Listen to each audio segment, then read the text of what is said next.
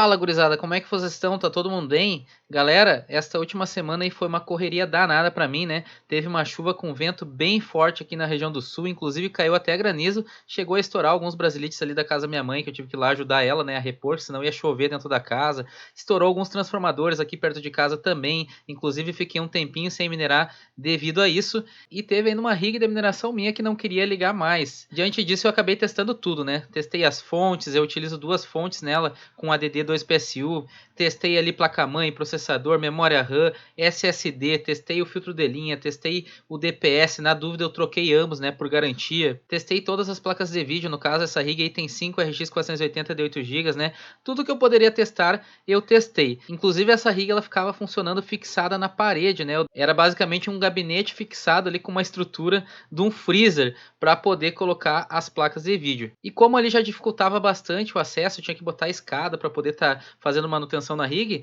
agora eu coloquei ela numa prateleira. Está sem rig frame ainda, mas está funcionando 100%. O problema era a BIOS da placa-mãe. Basicamente, devido a essa queda de luz e ter funcionado um tempo em meia fase, acabou resetando a BIOS da placa-mãe, por isso que ele não queria ligar. Então só o fato de eu tirar todas as placas de vídeo, entrar na BIOS e configurar tudo novamente, já foi o suficiente aí, né, para a rig ligar novamente. Futuramente eu pretendo comprar um rig frame, né, pessoal? Porque da forma que eu deixei ali, esteticamente falando, está feio, mas está funcional, está minerando aí 100%. Bom, neste meio tempo, né, após lá o dia da independência, dia 7, acabou que o mercado derreteu. Então vamos lá dar uma olhada, né, para saber o que aconteceu. Bom, pessoal, aqui eu estou no CoinMarketCap, né? Como podemos ver, tem 11.814 criptomoedas hoje no mercado, pelo menos as que estão listadas aqui no CoinMarketCap, 406 exchanges, isso entre exchanges centralizadas e descentralizadas.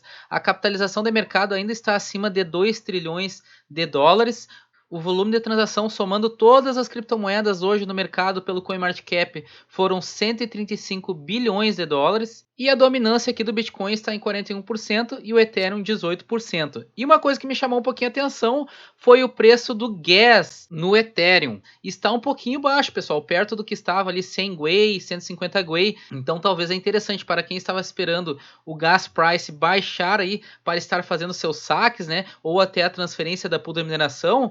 Cabe avaliar aí se 57 Gwei está adequado para vocês. Mas podemos ver, né, o mercado está numa queda geral. Poucas criptomoedas estão subindo, né? Como a Cardano, por exemplo. A Cardano está subindo aqui, ó, 12%, pessoal. Mas ela vem de uma queda recente, né? Após alguns erros que ocorreu no teste do hard fork dela que está previsto para acontecer amanhã. O hard fork chamado Alonso, né, que vai basicamente incluir contratos inteligentes na sua rede. Contudo, esses contratos inteligentes já estão sendo feitos na sua rede de teste desde o dia 1º de setembro. E nesses testes ocorreu um erro grave, que foi um erro, né, de simultaneidade aí no MinSwap, que foi o primeiro aplicativo descentralizado lançado nesta testnet para verificação. Após esse erro, ela teve uma grande queda, mas como a atualização é amanhã, vocês já estão vendo que ela está subindo, né? Inclusive, grandes exchanges como a Binance, por exemplo, já diz que vai apoiar a Cardano, Nova Dex realizando competição de trades na Cardano, com premiações, inclusive, e por aí vai. E galera, uma ressalva, quem opera com Cardano durante a atualização Alonso, a Binance informou que vai suspender os depósitos e saques, então fiquem ligados, tá? Provavelmente a maioria das exchanges vão tomar as mesmas medidas, né? Devido às instabilidades que toda a rede sofre durante atualizações, né? Continuando aqui, nós temos a Solana. A Solana é um ponto fora da curva, né? Ela estava subindo em meio a todo este caos. Até porque tem muita coisa usando ela. É blockchain games, é tokens, é projetos, é dApps, é DeFi. E mesmo com todas essas inclusões, ela vem se mostrando uma rede estável e barata. As taxas dela são muito mais baratas, por exemplo, do que operar na rede do Ethereum. Então não é à toa que ela está subindo. Inclusive, pessoal, há um ano e pouquinho atrás, a Solana ela custava 1,4 dólares. E de lá para cá foi um aumento de 130 vezes. Ou seja, quem colocou lá 100 dólares saiu com 13 mil dólares, pessoal. Isso em questão de um ano.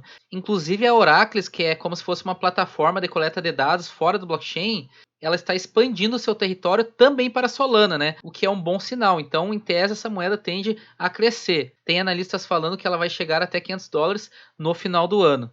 Continuando aqui, nós temos a Terra Luna. Essa moeda foi uma moeda que me surpreendeu bastante. Ela é um projeto que usa stablecoins lastreadas nas moedas fiat, né, como real, dólar, euro e etc. E ela cria basicamente uma rede de pagamento com preços estáveis. Ela inclusive não teve nenhum evento grande o suficiente para dizer o porquê desse valor alto que ela está hoje. Porém, ela teve uma queima de tokens, assim como está acontecendo na rede do Ethereum. E isso aí está contribuindo bastante para sua alta. Bom, galera, no geral são poucas moedas que estão indo contra essa tendência aí de queda. Bitcoin aqui está em 45 mil dólares, Ethereum aqui em 3.300 dólares. Essa queda, galera, ela aconteceu no mesmo dia que foi estabelecido a lei do Bitcoin lá no El Salvador, onde eles fizeram aquela suposta compra e distribuição lá de Bitcoins nas carteiras Chivos para os residentes lá do El Salvador. Foi no dia da independência, muitos estão chamando agora dia do Bitcoin. E neste dia houve um sell-off geral aí no mercado. Mas, galera, pode ter certeza que o El Salvador ele influenciou muitos outros países. Em breve nós teremos uma onda de sim e não aí para as criptomoedas. Quanto às moedas de mineração, pessoal, a Ergo hoje ela está subindo, tá? Ela está quase aí 18 dólares. Isso aconteceu logo após ela ser listada numa pool de mineração grande, na Ethermine. Alguns conhecem aí como Flypool ou Bitfly. Mas enfim, a pool ela já está com mais de 2.600 mineradores online e está com incentivo de taxa zero de pagamento para a pool até o dia 22 de setembro. Quem está seguindo o canal há mais tempo, há alguns meses atrás eu comentei para ficarmos ligados nas moedas que estão sendo listadas nas pools de mineração, pois quando o Ethereum cair, realmente não puder mais ser minerável aí, com placa de vídeo e ASICs, as melhores moedas de mineração certamente tomarão os seus devidos lugares. Então, para a Ergo isso aí é um ótimo sinal, até porque a Ethermine não é brasileira, então isso quer dizer que até na gringa que nós temos as grandes fazendas de mineração, o pessoal já está apostando na Ergo também. E para quem usa a exchange Coinex para ela, agora o site tem também a opção em português, o que facilita bastante. Só não foi incluído ainda o saque em reais. Já a Ravencoin está aqui seus quase 0,12 cents de dólar, e ela está tendo uma leve queda aí, né, de menos de 0,5%. Eu ainda vou fazer um vídeo específico sobre as moedas alternativas à mineração, vai ser bem bacana.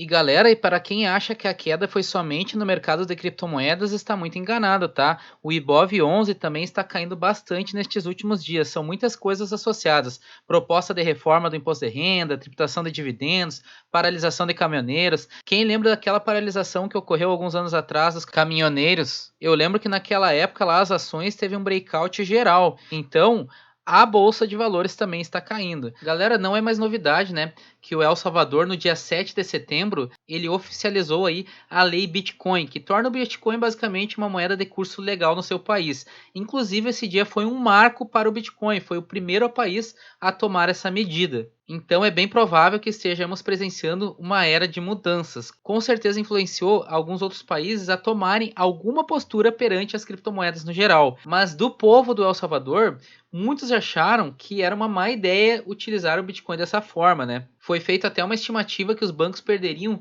2 bilhões ao ano com a adoção do Bitcoin. Mas agora já vigorou, né? E vamos ver como é que vai ser essa continuidade. Infelizmente, logo após a vigoração, o aplicativo que foi feito, chamado Chivo, para distribuir bitcoins aí para a população, né? O presidente do El Salvador, ele fez uma compra massiva de bitcoins e estava distribuindo 30 dólares em bitcoins para todo mundo se cadastrasse nesse aplicativo. Ele acabou sofrendo muitas instabilidades. O governo ele já se pronunciou informando que estão corrigindo esses problemas. Mas, né, faz parte. Com certeza muita gente acabou escrevendo nesse aplicativo aí para ganhar pelo menos os 30 dólares em Bitcoin.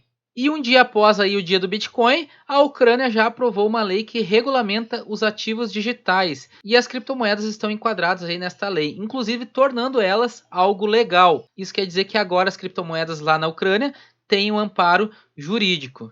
E galera, enquanto o pessoal está saindo do mercado porque acha que vai derreter tudo e o que realmente pode acabar ocorrendo, as baleias estão comprando e capitalizando cada vez mais e mais. É aquela coisa, só perde quem vende no prejuízo. Quem comprou o Bitcoin, por exemplo, lá em 2017, quando ele bateu 70 mil reais e rodou ele até agora, ainda assim estaria no lucro, mesmo que após 4 anos. Mas essa baleia aqui, ela movimentou 121 milhões de reais em Bitcoin. No Olho Alert nós temos aqui a movimentação que foi realizada. Ele tirou da Coinbase, que é uma exchange centralizada, para uma carteira desconhecida. Até imagino por quê, né? A Coinbase ela está sob uma pressão regulatória imensa aí da CVM dos Estados Unidos, então talvez esta baleia tenha se antecipado. Foram 490 bitcoins movimentados, galera, não é pouca coisa não. E o porta-voz do presidente da Rússia, pessoal, que disse que eles não estão prontos para o Bitcoin. Segundo ele, igualar o Bitcoin ao sistema financeiro usual poderia causar impactos negativos aí na economia da Rússia. E segundo ele, ela não está pronta aí para tais passos. E tem outros países que não veem as criptomoedas como algo corrente, né? E sim como um bem, um ativo, como é o caso do presidente do México. Para ele, o Bitcoin ele se assemelha a um escambo. Galera, escambo é tu trocar algo sem fazer uso do dinheiro, né? Muito usado antigamente. O pessoal trocava, por exemplo, arroz por feijão, sal por açúcar, uma placa de vídeo RTX 3070 não LHR por uma 3070 Ti LHR. Ou seja, é aquela troca mano a mano, sem grana envolvida. Para o México, o Bitcoin, por exemplo, se trata apenas disso. E na China, né, continua aquela pressão grande sobre as criptomoedas. O governo ressaltou aí nas suas últimas palavras que as criptomoedas não têm um valor real. Cara, a China, ela é muito complicada.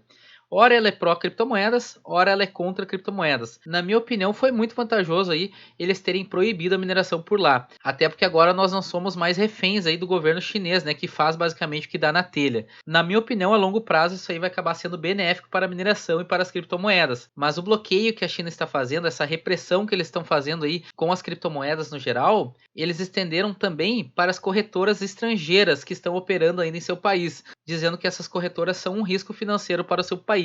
Mas, por outro lado, ela está fazendo um evento comercial para promover a Yuan Digital, que é a sua própria moeda. Então fica bem claro, bem nítido, né, que a China ela tem algum interesse em proibir a mineração, proibir criptomoedas no geral. Eles estão autopromovendo aí a sua criptomoeda, Yuan Digital. A proposta do Yuan Digital é basicamente ser uma stablecoin lastreada no Yuan que eles têm hoje como moeda corrente, que na minha opinião só vai usar basicamente, né, quem é lá da China. Então é uma proposta totalmente diferente das criptomoedas usuais. Inclusive com essa proibição aí da mineração na China, a própria Bitmain ela está levando 56 mil anti-miners para os Estados Unidos. Como comentei, ao longo prazo isso aí será benéfico, nós não seremos mais reféns. Bom, estamos na vibe aí, né, de querer rastrear os criptoativos dos outros. E a Mastercard não é diferente, ela adquiriu uma empresa de rastreamento de criptomoedas. A ideia é saber de onde vem e para onde vão os criptoativos, tanto criptomoedas como tokens, como NFTs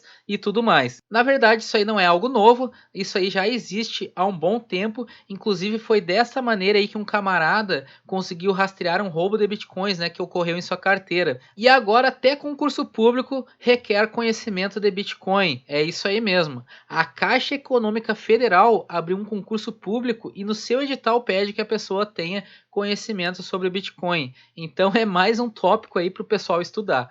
E galera, estão surgindo muitos fan tokens de futebol, clubes e etc.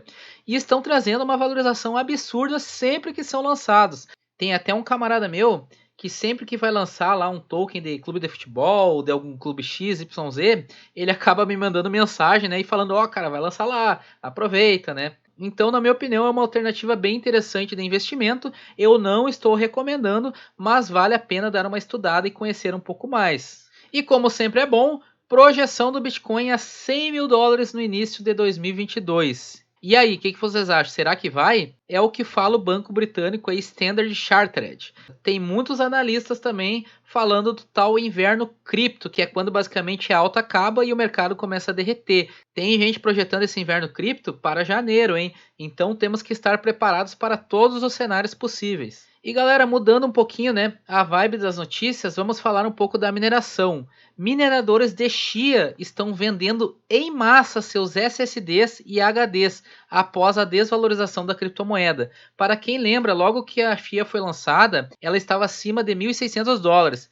E hoje ela está custando 213 dólares. Na minha opinião, ainda é um valor alto. Mas o que pegou mesmo foi o aumento exponencial da dificuldade da rede, ou seja, está cada vez mais difícil de conseguir minerar a Chia e ter uma rentabilidade adequada. Para vocês terem uma ideia, 1000 plots, que equivale a 100 TB, estariam fazendo $150 ao mês. Então, não está mais compensando, por exemplo, comprar equipamentos para minerar a Chia. Mas tem outras opções, né? Muita gente está migrando para outras moedas aí que mineram por SSD, HD e assim por diante. Pessoal, 3080 Ti de 20 GB sendo usada para mineração. Ela existe e foi flagrada na Rússia. Segundo eles, nem LHR essa placa tem, e que ela teria sido lançada e depois foi cancelada. Segundo o pessoal que divulgou essa placa de vídeo, ela estaria fazendo aí em média de 94 a 98 MHz por segundo no Ethereum, que é bem mais, né, do que a que nós temos hoje no mercado, a 3080 Ti de 12 GB. Inclusive aqui nós temos uma imagem, né, dela minerando Ethereum.